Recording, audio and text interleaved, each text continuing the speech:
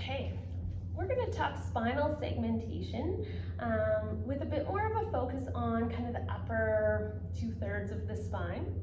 The easiest way to do a little more focused mid-back and neck segmental work is probably in this kind of squatty, crouchy position.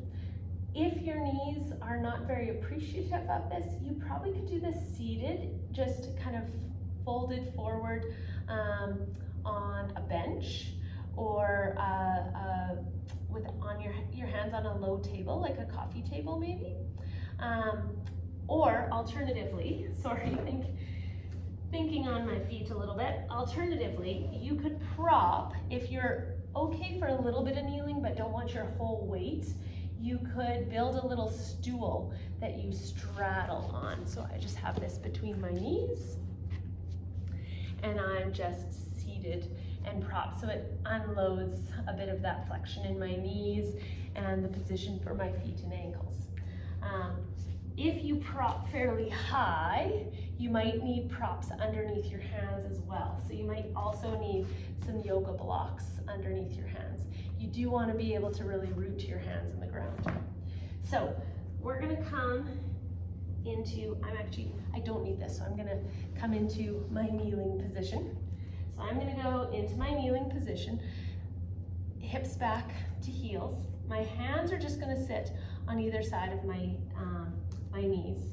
And let's come into kind of a cat-cow with the lumbar a little less involved.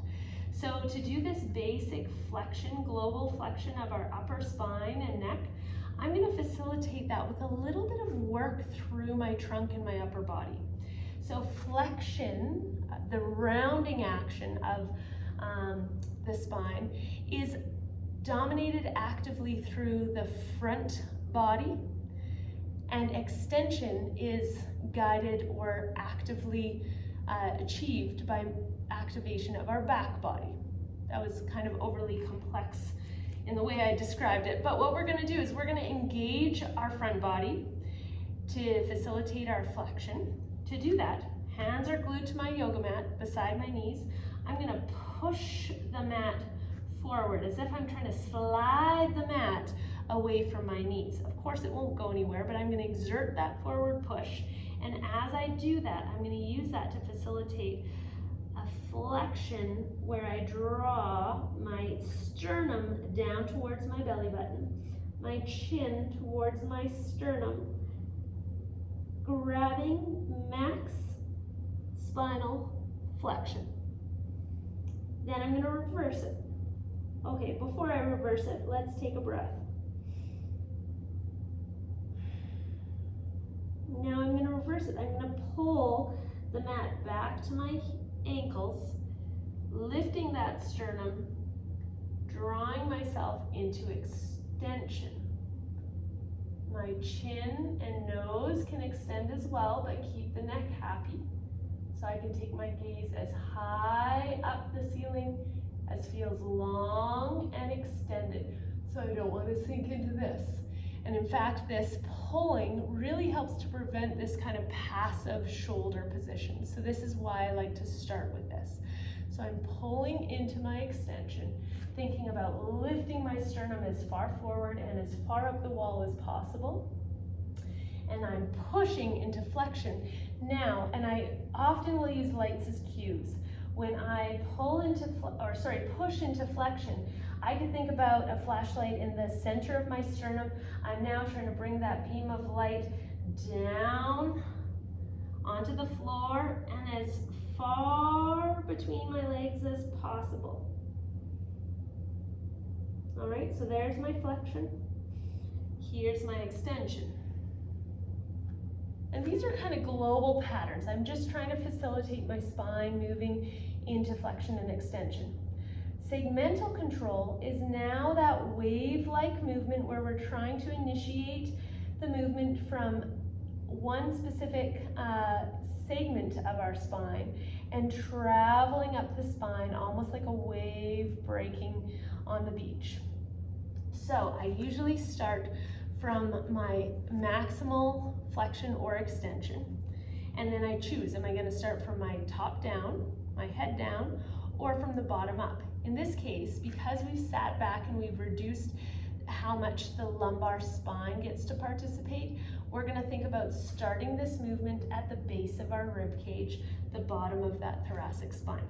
So from here, I'm gonna push into my maximum flexion. And I'm gonna push a little bit more as I tuck that sternum down towards that space between my legs, tuck my chin rounding through to get that neck involved as well. From here, I'm gonna start from the head, and I'm gonna maintain this, aim to maintain that lower flexion in my lower thoracic spine. And I'm gonna unflex or extend my upper neck into that space behind my collarbones. My collarbones are gonna lift, my sternum's gonna lift. I can start to pull the mat back towards me as I travel down my T-spine, my thoracic spine, coming into end range extension. I'm pulling that mat back towards my feet. I'm gonna pause and take a little breath here. I'm gonna initiate from my head again. So I'm gonna tuck my chin. I'm gonna keep pulling to keep the bottom of my T-spine, the lower half of my T-spine, engaged in extension. So I'm down into my neck. I'm gonna think about drawing my collarbones back and down. Then my sternum. I'm trying not to let that bottom part come too early. And I'm starting to push now to facilitate that pressing back into flexion.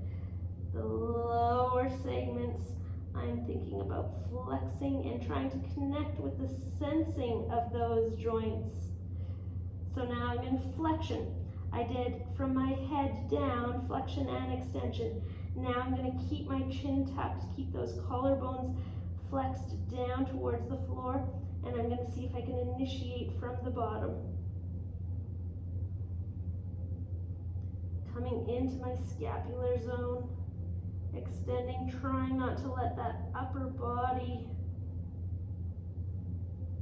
and I can start to facilitate that extension by pulling my hands back into my heels. And I'm gonna finish that off, pulling, coming into end range maximal extension.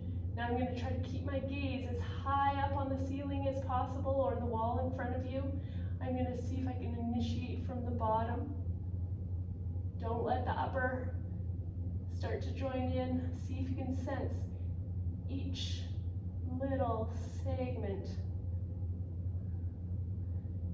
And I gradually start shifting the direction of force as I come higher into the spine, pushing the mat away, pushing the mat away, pushing the mat away, and maximizing that end position. Breathing. And there's our upper spine segmental control. Great idea to use your own phone to videotape your control and give you a bit of feedback visually as to what is moving, what maybe isn't moving. Ideally, what we're doing here is building stronger connection to be able to sense what's moving, but that can be really hard at first. For a lot of us, that sensing of those individual segments is really fuzzy. So don't be frustrated by how sort of meditative and how kind of awkward this feels. If it feels awkward and like it's really hard to control or really hard to sense, that alone there is one reason to keep plugging away, because we want to be able to perceive and sense and create movement in our individual joints, in our spine as much as we do, anywhere else. So not being able to sense a joint definitely means we can't control the joint, and if we can't control the joint, that joint is less likely to participate in good functional movement and less likely to be, maintain a healthy joint surface and structure over the long term. So upper T-spine or upper spine with cervical segmentation in there as well. All right.